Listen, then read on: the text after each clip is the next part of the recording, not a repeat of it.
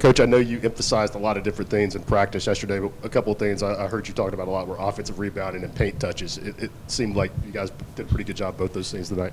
You know, I thought we were a little quick to pull the three. You know, we got off to a poor start shooting the three, but it's important that we get there, and obviously rebounding is a key because, you know, we really thought they'd show us some zone, which they did, but maybe thought we'd see a little bit more than we did. But we didn't want that to slow us down from getting to the offensive glass. And I thought our pace early, getting down the floor, was really good for us. I thought that was good. But it's important that we do try to get those paint touches. And obviously when you're not shooting the ball the way we started the game, it's really imperative that we come up with some offensive rebounds. How were y'all able to make the spacing work with Felix and Kade out there at the same time? Well, you know, Kade can play all over the court, really, and, you know, the more and more he's out there, you guys are watching him develop right in front of you, where he's feeling more and more at ease and doing some things. And I think offensively, the fact that those guys have competed against each other from day one, since Felix got here all summer, I've said before, they didn't get any rest at all during. They had to play almost every rep, and the fact that we mixed the lineup the way we have done, I think they're comfortable playing together. Rick, with Kade and Jordan both coming off the bench, just how valuable is what they are giving you right now coming off the bench? Well, I do. I think it's really valuable in the fact that Jordan's been he's been great, and I think when Cam gets back, and we're hoping by the time we roll into conference play that we really have a 10-man rotation. We've got 10 scholarship players. We hope we can work that out, and where we can maybe sustain some things a little bit longer. But that will be determined by our players and their development as they continue to grow. But and I look at Jordan as a starter. You know, I thought Igor really was locked in tonight. He got himself in some foul trouble, but we miss him when he's out there. He has become really a terrific offensive rebounder for us. But Kade comes in, and I think he brings us a different look. And, again, the more he's out there. Jordan, I thought, was really key in the second half. I thought him getting aggressive, getting back, getting downhill, putting pressure on the lane was important to us because we didn't want to bog down. And I thought when Z came out, he kept us moving. What's it say about this offense or this team to go 2-15 in the first half from three and then 8 of 14 second half? Well, we probably should have been 2 for 10, probably. Again, I know 3 or 4 off the top of my head that I just thought we got anxious. And but you know, it's a fine line, Grant. You know, where we're really trying to. We want our guys to play free. We want them to play. You know, and I know how hard we work. I know how well I think we can shoot the ball. I was a little worried today because I was sitting watching us shoot around, and, man, we were making shots. I mean, I'm like, boy, I don't know if I like this right now or not. I hope we haven't used them up, but I felt like that the first half because all the guys were, that's something, you know, obviously I'm sitting there watching them a lot, and but they listened. You know, we came out and started talking about, again, paint touches, getting there, inside out, trying to get better looks, and we do feel at some point in time we're gonna make some. You know, we're going to start making some shots, and then. But I thought you got to give Syracuse a lot of credit early too. I thought they really guarded. I thought they were very physical. I thought they did to us what we like to do to people. They were blowing up some of our screening actions. We weren't setting good screens early at all, anywhere really with any consistency, and with that, then they were just like Chaz pushing them out. I mean, there's a gap. I was watching some film at halftime. There was gaps like that.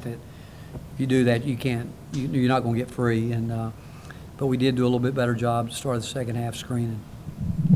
Rick, with Kade, it looks like he's playing the exact type of role that his skill set is cut out for. Is that the case? And what does it take for a player to fully lean into who they are and doing it well? Well, he is. And again, you know, a lot of credit to Coach Polinsky. You know, he watched Kade, knew him, evaluated him at a level, and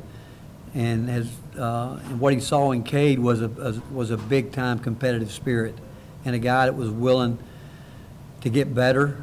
You know, he played football for a long time. Both he and Bishop football guys, and I think their mentality. I mean, Bishop competes when he's out there, just like Kade. They're competitors, and obviously we knew that if he would work and get better. Like a year ago, I mean, I could sit here today and say, I wish we would have redshirted him a year ago. That was the plan actually coming in. But a year ago this time, our guys came and said, we're going to have him. And but the fact is, he puts his time in.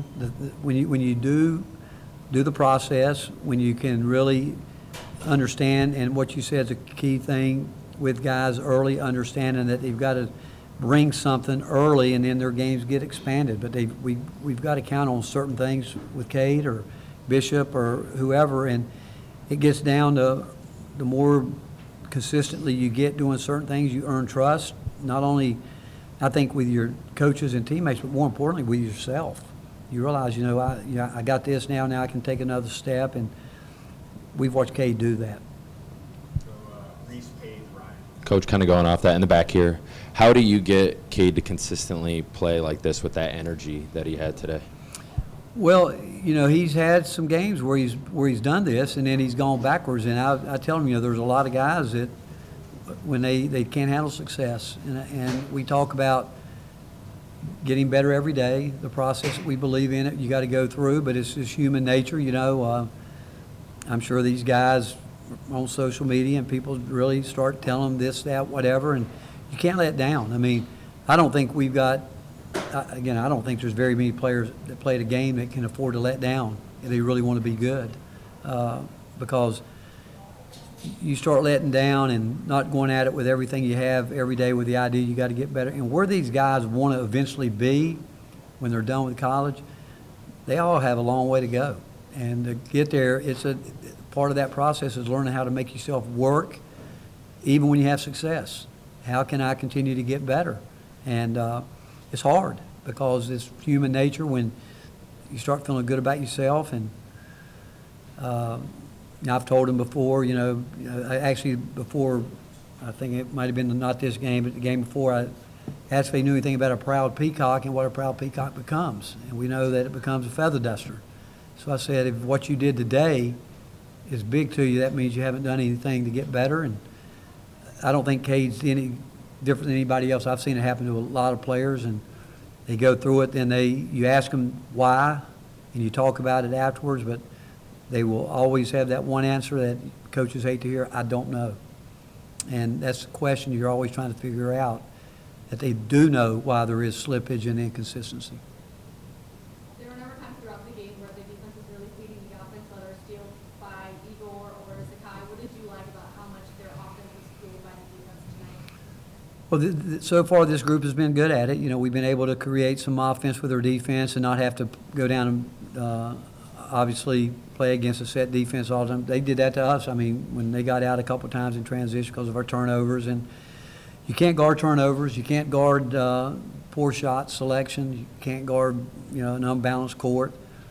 And when we're keep our flow offensively, but when we can get active with deflections and break it loose, we need those plays. I mean, it's important that you get some of those and get out and run. Try to get. I don't think we got any where we really got out and ran hard enough on the wings tonight. I do think we had a couple of chances where we could have had a pipe run, but we didn't see it. But we've got to get consistently better at that, and obviously hoping that our defense can create some offense for us.